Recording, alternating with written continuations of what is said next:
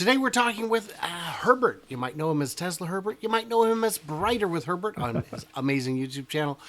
He's the milestones guy. He's the one who, a very long time ago, said, you know what, here's what I think could happen to Tesla in 2022. And then we watched as the year unfolded and saw the things happen, and it's very exciting. We're joined by Tesla Herbert, and I'm Brian. Welcome to My Tesla Weekend. Hello, Herbert. Hey, Brian. Welcome. Thank you.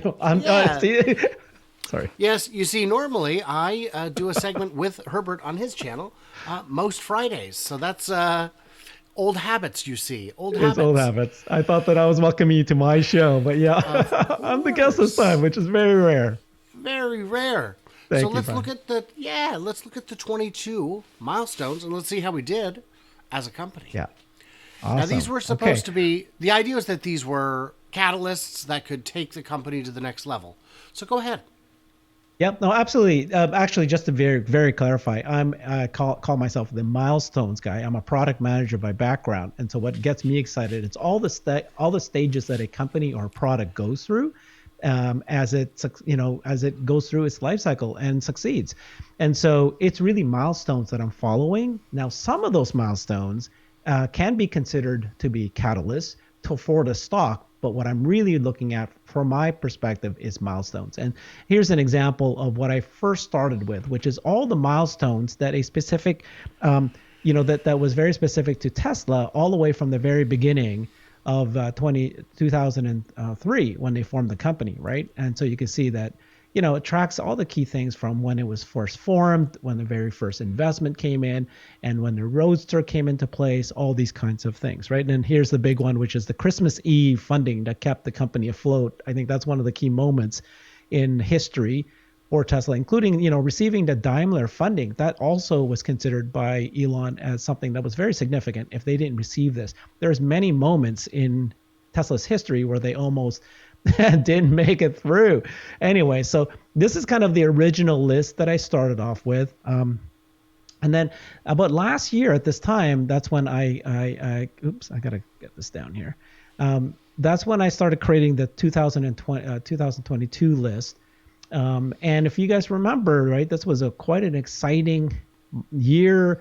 We were just coming off the high in the end of 2021 where we had that Hertz deal and made the stock go to its all-time high.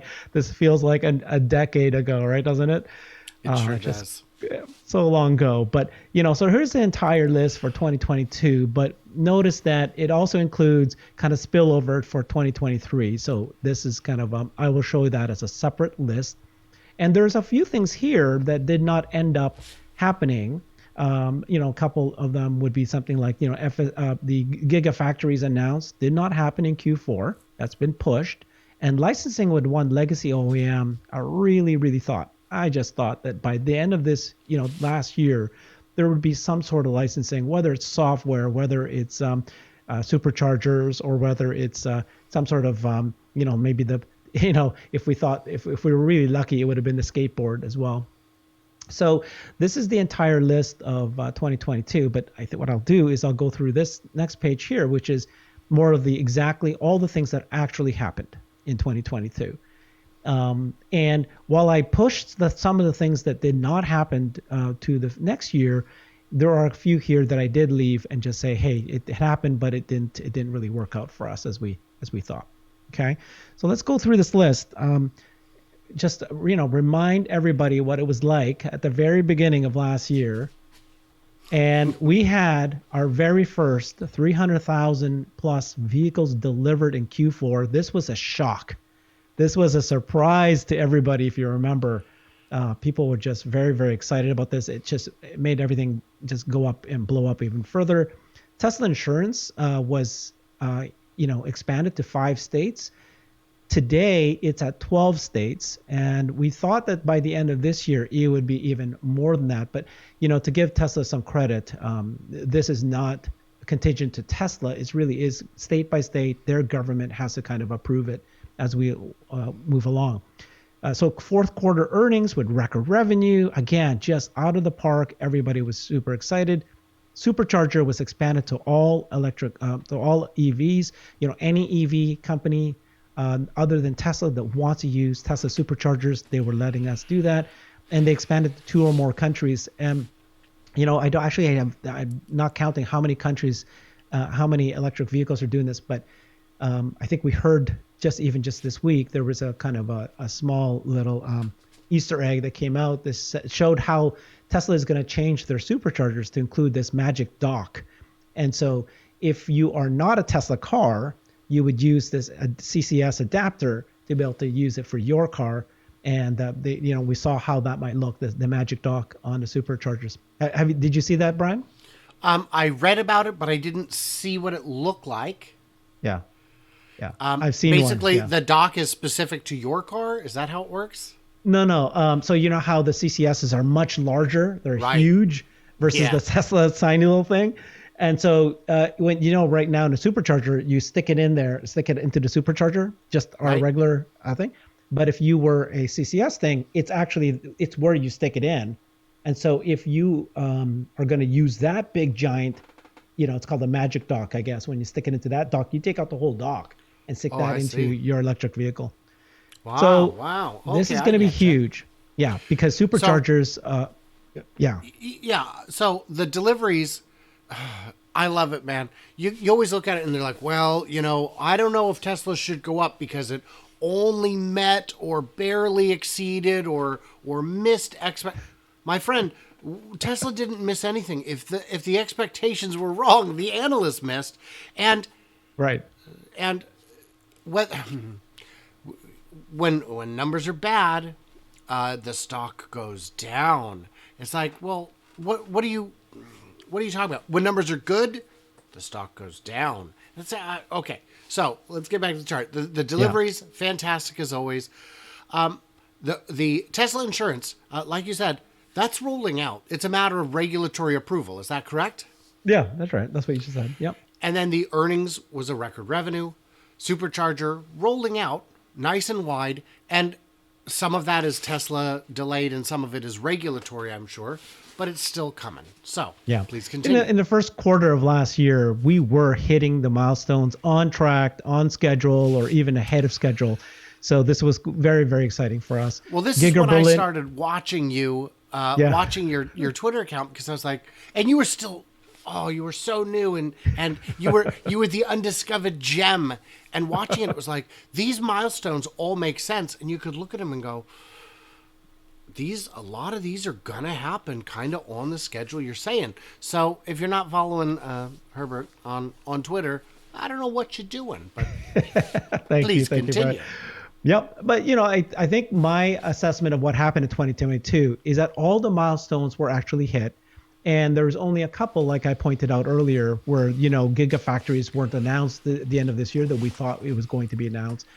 The stock fell significantly, right? And so I was being made fun of, at one point going, here's your 2022 milestone list, your catalyst list. And here's what happened to the stock in this year. but then like what we were saying, and we say this all the time, you and I, is this, predicting the stock is impossible, but predicting what the company might do is a little bit more straightforward. You can see the roadmap, you can see the execution. It happens. Yeah, absolutely. This is just milestones. Is the company continue to improve? Because if they continue to improve, the company will succeed, the stock will follow. And so now, yes, if you overlay the stock chart to 2022, it looks ridiculous, right? We're hitting all these milestones, but who cares? Stock fell. But if you then overlay the stock chart to 2003 to 2022 now, take a look at the stock chart there, right? So it will go up as you continue to hit these milestones. And I think that's the message, right? It's just focus on the fundamentals. When they say that, we're talking about the balance sheet, the income statement, the cash. But then take a look. Is a company hitting these major milestones like Giga Berlin and Giga Texas launching and opening? They were delayed, absolutely, but they're now alive. They're now production, and now they're almost, as you are the expert in this area, pretty well close to full steam coming. So this, we were very excited about a stock split upcoming, and we thought that was going to be a catalyst, but it ended up not being one. Q1 earnings came out, again, record revenue, everything looked fantastic. This was a sleeping giant that nobody really cared about, which is the Lathrop Mega Factory battery plant in California.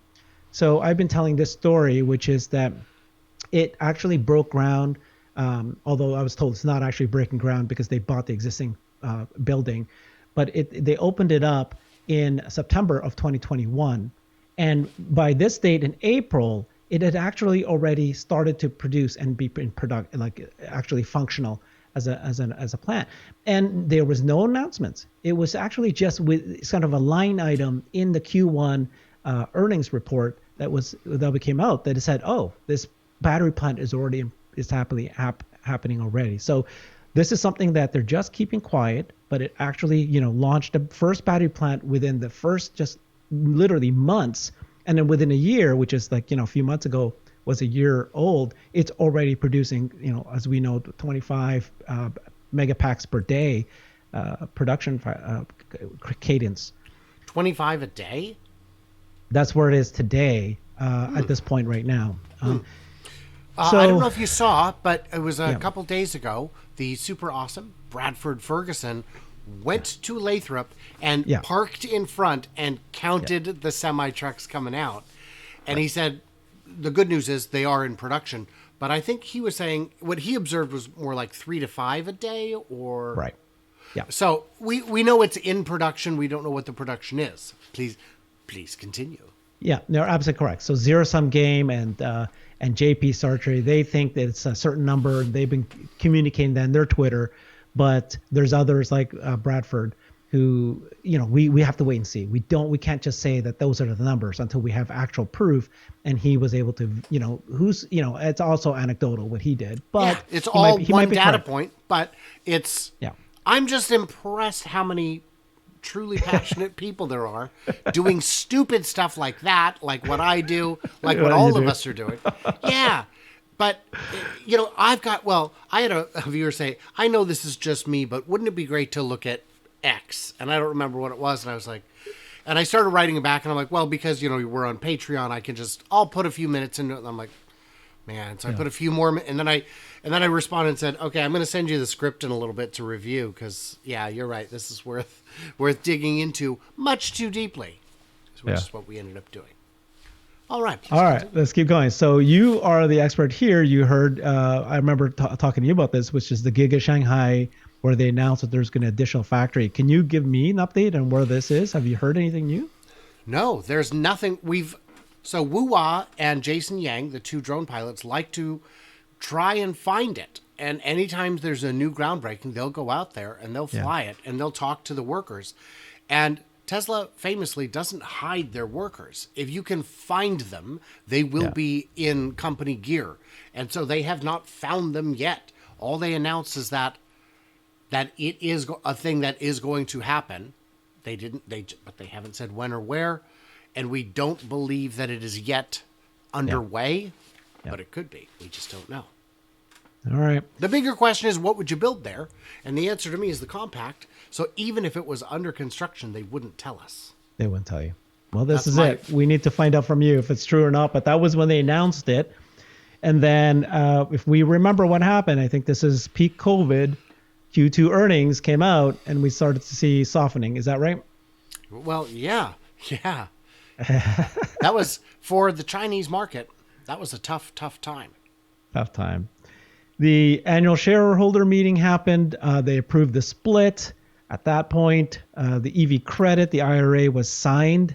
Again, all these fantastic news. We thought that they were going to be stock catalysts, but ended up not really doing anything to the stock. Again, macro. This was peak inflation. This was the peak when there was a lot of the supply chain was ground to a halt. There was issues with the chips shortages, but it looked like that Tesla seemed to have, didn't even seem to be affected by the chip shortage, but certainly supplies and everything, right? Yeah. The 3-to-1 stock split finally happened August 25th. And that probably backfired on us as the stock fell even faster, possibly because of the stock split. Supposedly shouldn't, but, just the lower psychology. share price does make it easier to buy blocks of options to short. Yeah. which can drive the stock price down. AI day 2, and we saw the Tesla bot come out. We saw the Dojo being worked on, and it was just absolutely exciting to see that. And again, what I've been saying about the Tesla bot was it didn't matter to me that this bot doesn't come out and doing, parkour and jumping up and down and doing splits. It didn't matter to me. What mattered more was just the symbolism of the whole thing, that Tesla is now in robotics and they're going to start. And we know that they have tremendous advantages in every different way, including the manufacturing, including the brains of the bot and so forth. So that was, I think, a huge moment. This will turn out to be a very important moment in the history of the world. This day, September 30th, when we first saw this, silly robot that didn't do much and barely walked and needed to have 4 people hold it up, right? But you know what I mean? It's these kind of moments that I live for. And one day you're going to come back and look at this. And it's, well, and we said that when I had you on the show months and months ago, is we are going to watch this. And the thing with the bot, by the way, that cracks me up is all of the haters out there saying, well, how stupid is it for a car company to get into robotics? You know who owns Boston Dynamics now, right? Wait, Toyota, right? Is it? It's Hyundai. Hyundai. Okay. Hyundai. Good. And then you've got Honda, who has their Asimo robot. Yeah. And then you've got this week the announcement that Ram has a robot. And Volkswagen, I think, is getting into robotics. So, guys, let's not let our hate cloud our judgment. Of course, you and I have both ventured into the world of social media, and we have seen that hate does not require any kind of rational thought. There you go. Yeah. So on the list, how are we doing? Awesome. Very good. So Dojo was launched. I think that it was kind of this, it's being used, but we haven't heard that it's actually truly, at the point where it's impacting. I think that sometime this year, we will probably be given some sort of description of how it truly is able to surpass the NVIDIA superclusters that they already have. But it's there. We saw it. And so we know it's moving along quite nicely.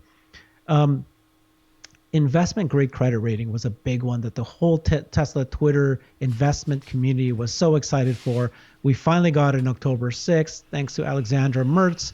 And yet we haven't seen it's kind of impacted a stock price. But she always said, even at that day, October 6th, she said that, the way that this works is that you don't see it stock price jump up on that day, that week, or the following weeks, because unlike being included in the S&P, where immediately all these large investment firms must buy the stock that was just included to the S&P, getting an investment grade credit rating, it takes months, up to 6 months or even longer, for the large institutional firms who previously had that kind of criteria before they can invest.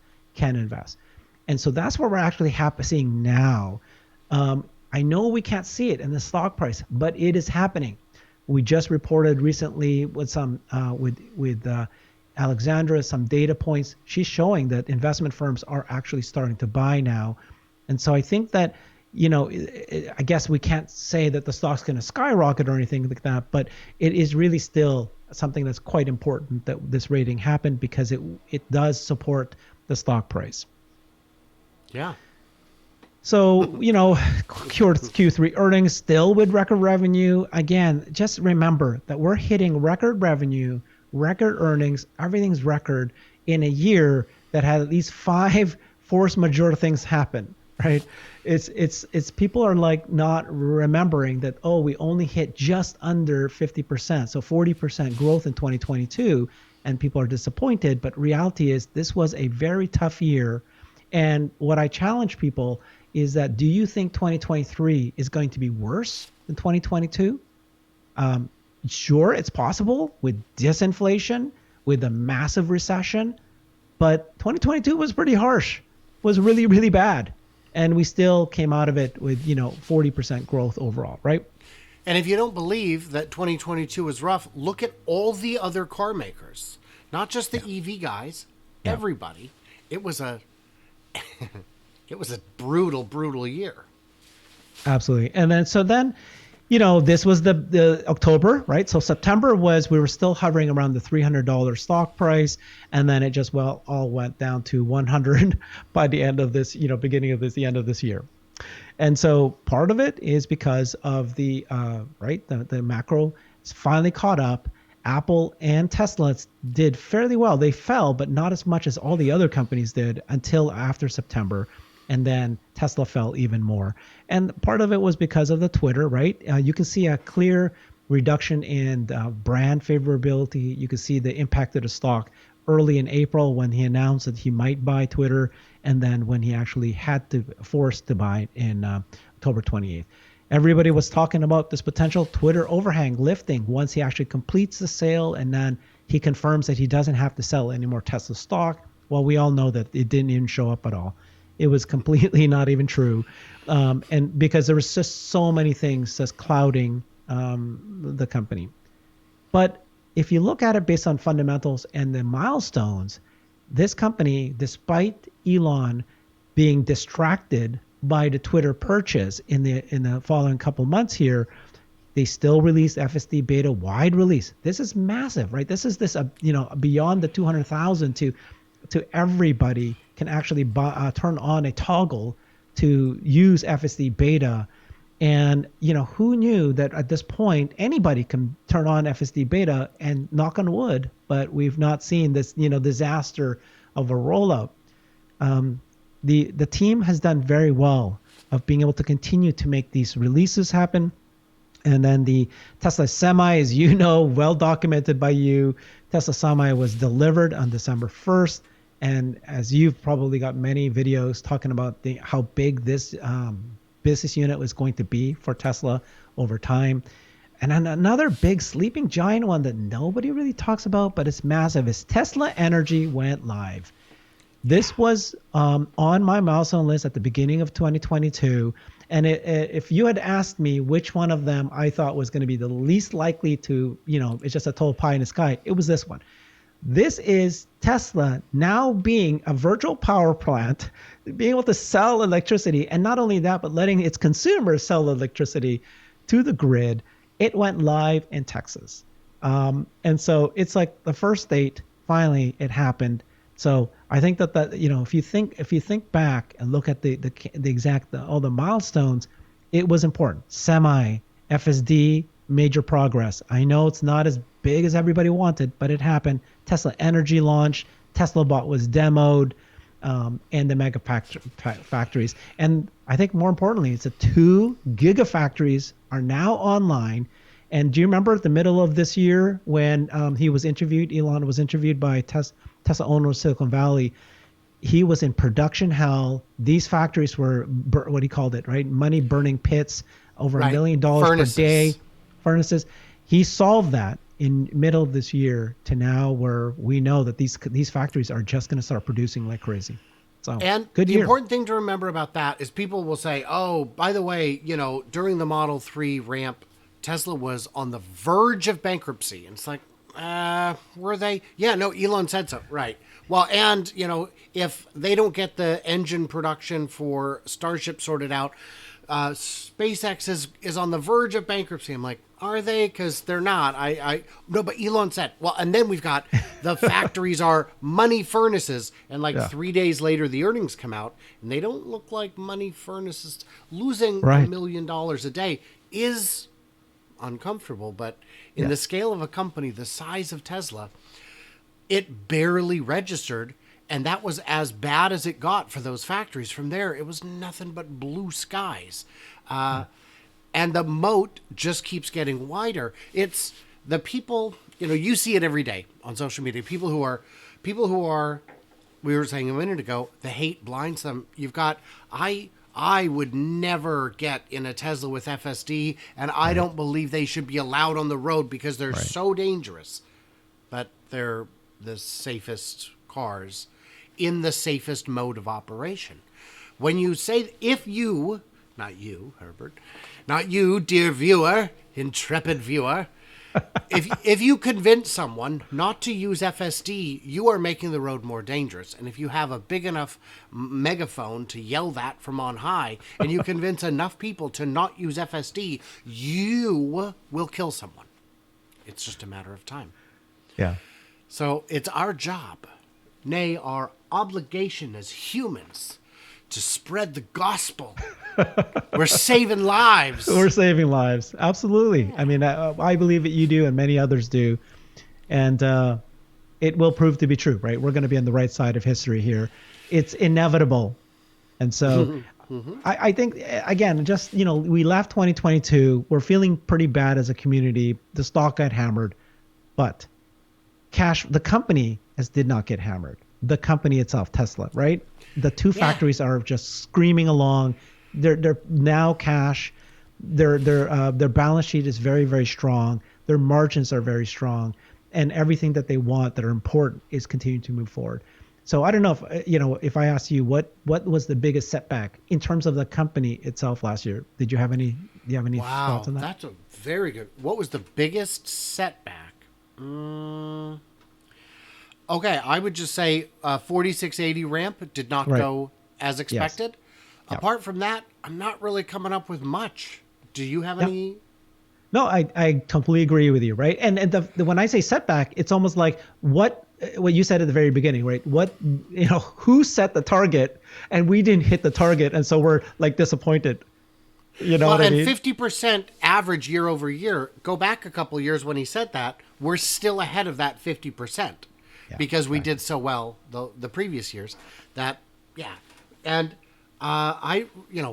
when you and I talked right before the year ended and you said or maybe it was right after, I don't know, recently you said, what's the target for this year? What are we going to hit? And I said, definitely we're definitely going to hit over 2 million. You said, really?